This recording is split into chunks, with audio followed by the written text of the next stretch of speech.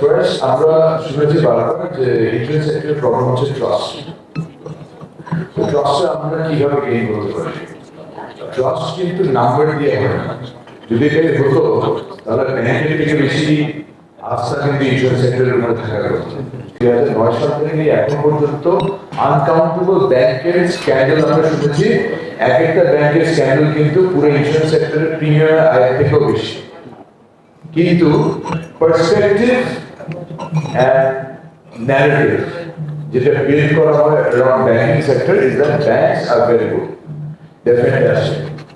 কিন্তু কেউ এই কথাটা বলে না যে গত 12 বছর, আমরা 12 বছরের কথা যেহেতু অনেক বলছি, গত 12 বছরে লাইফ ইন্স্যুরেন্স সেক্টর 60,000 কোটি টাকা ক্লেম সেটেল করেছে।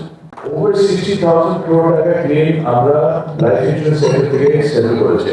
অনেকে বলে যে লাইফ ইন্স্যুরেন্সে কেউ ভালো কেউ খারাপ। আমি আমার চোখে হয়তো কিছু কিছু কোম্পানি ক্লেম একটু দেরি করে দিতে পারে, কিন্তু কোনো কোম্পানি তার গ্রাহককে এক ব্লক থেকে আরেক ব্লক দাঁড়ায় থাকতে আপনি দেখবেন না।